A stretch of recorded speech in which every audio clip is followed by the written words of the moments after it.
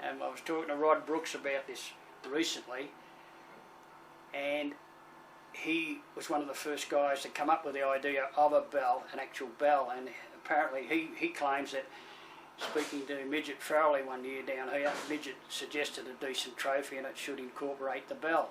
So Rod was an apprentice carpenter and joiner, no he wasn't, a cabinet maker at Brighton Tech, and he gave the idea to his teacher and made a class project out of designing a bell, a trophy, and so they made it, and they made it out of blackwood, which they got scraps of, and it's continued, and to this day we make them out of blackwood, and it's becoming fairly hard to get a hold of these days, good size blackwood.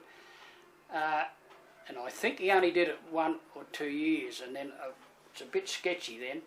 There was a bloke named Brian Butterworth from Anglesey. He was a builder, and he made them not for very long, I don't think. And from there was a Joe, I'll think of the surname in a minute, that lived alongside of Gail Cooper in Lorne, and he made them for a number of years. Then I don't know whether I was the next or not. And they were a smaller, simpler design originally. There was always the bell hanging on a frame, but they used to just have a hook and you'd drop the bell on that, and I made those for a while, but as the years go by it's become the thing to shake buggery out of the bell, and it flew off one day and landed in the crowd. So then I had to come up with another idea. Here we go, a little frame, and I had to put a bolt through that and screw the bell into place, and that worked for a number of years. The guy that makes the bells, the actual bell, I'm trying to get the name of him, I wanted him to get lighter ones because the bigger trophy was very, very heavy, and some of the surfers were a bit off balance. And he said, no, that's the ship's bell, and the ship's bell has to have a certain sound, so get used to it. So we still make the heavy bell, and then the smaller ones, the actual bracket in here, every year for some reason he makes them a bit different, and one year he made the countersinking very deep, and I had great trouble getting a screw that was thick enough to hold in place, but it couldn't be very long because it'd go through. So Steph Gilmore, very big powerful girl, shook and shook and shook and flew out and hit her in the face. I lost a few points for that. At the big bell, which is about so high, and with the whole lot together is about 15 kilograms, and if they happen to let it go one day, I think it will disintegrate because of the construction. So I put into these things screws 2 inch long to hold it together. I don't know if they do much damage to these blokes, but I think the big fellas might disintegrate. Oh, I get a buzz out of it. In the early days it was just a little bit of a hobby, but as the years go by and the bells contests become bigger and world famous, I must admit I do get a kick when I see Kelly Slaker shaking the bell, and think that I was a small part of the whole contest, I guess. And they've got this little rule that the only people allowed to ring the bell are the winners, otherwise you get instant dismissal and your hand cut off or something. So I laugh when I'm taking my bells to up to Rip Curl. It sounds like an ice cream truck, ting-a-ling-a-ling-a-ling, so there we go. And I have changed the design a little bit. They used to be beveled and shorter and wider, and then when they wanted me to construct this big bell, I had to design that with these long type of rails, so I changed this around a bit to look a little bit more like the big trophy. Yeah, so it's pretty well stayed, the last few years it's remained the same sort of thing, and I do know, talking to the various competitors, they get a great buzz out of the Bells trophy, and some of them said they think it's the best trophy in the world. Not so much the appearance of it, but the whole concept of the Bells contest. As well, he did it for 30 years. So even when I was a little kid, like come March, Dad was always just, where's Dad? He's always locked out in the shed, just tinkering away, making the bells and varnishing and working with the blackwood to produce the trophies. So yeah, it was for years. He was just always out in the shed doing that stuff, and funnily enough, that's what I'm doing every March now too. So disappear out here. It's a good place to be though. So yeah, he did it for that long, and he just got a little old and lost his confidence. And me being a boat builder, having woodworking skills, he's always told me that you get it's coming your way, son, it's coming your way. And for years he wouldn't let go. It was like, yeah, this year, and then he'd have another crack at it. Like, yeah, whatever. But yeah, he finally got a bit much for him and handed it over about 7 years ago. And so it's an honour. It's great, being a Bell surfer and growing up surfing there, and to carry on that tradition's an honour.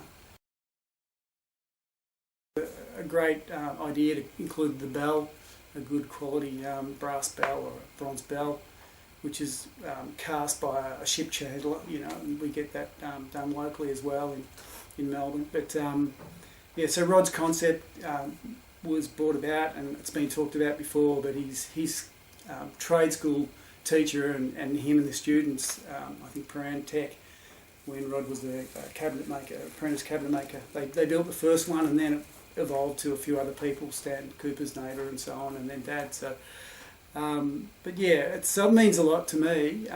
Most of Rod, Dad and I have all won titles out of bells, so it comes from a reasonably authentic place, and being local, it's we need to keep that tradition alive, and that's something that Dad instilled in me. But where to from here, I don't know.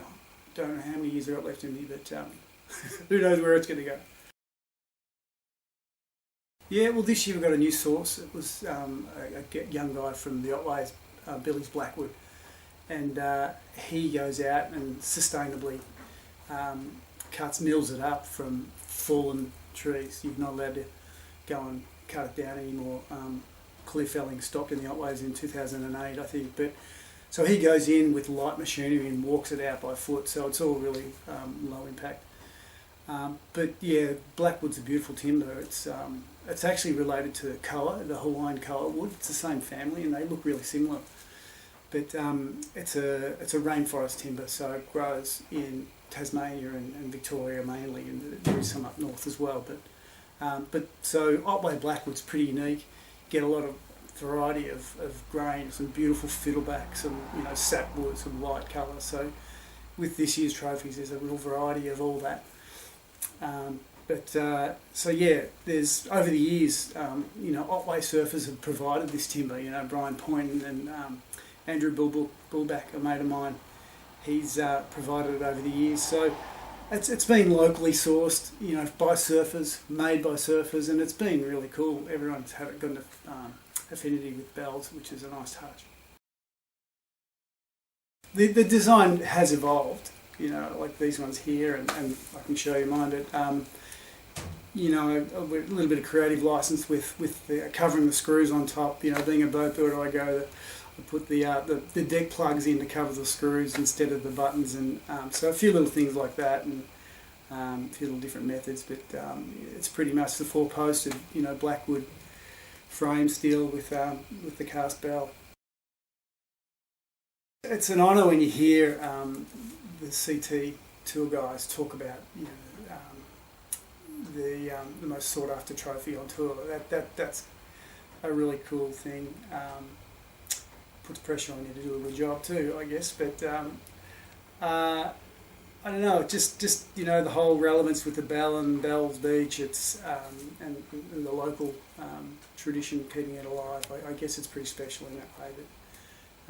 But the evolution of it, I don't know. I hope it remains the same for a long time. You got to be careful, I guess. I'm really pretty firm on not giving it to anyone and everyone. Like, I've knocked back. People want me to commission me to make a bell for them for their dining room or for their lounge room, their bar room. But Yeah, no, I mean, Rip Curl really tagged it. Claw ran with it, and Neil and those guys with you got to win it to ring it, and so I think you do have to earn it. You have to go out there and take a few on the head and deserve the right to have one. That's for sure. Yeah, it's not an easy way to surf. Like you talk to the crew on tour, it's not their favourite place to surf, but it's on its day, it's world class. It's a great wave, but there's so many different moods. It's different every day. So it's a challenge, and you've got to be a great surfer to win it. No, I was horrified a few years ago. Like I did all the work and put a lot of energy into it, and it was great when Mick Fanning, it was his last year that I think he got second, but he got one of the second place bells, and I remember seeing him banging out of the Winky-Pop car park with it tied to his roof of his ute, just the bell on top of the ute. It was classic. Taylor Knox was in the side. They were like, yeah, I'm like, oh, look after it. But yeah, that's great. I mean, everyone's got a bell there. It's pride and place. I know Hoyo's really proud of his, and everybody is.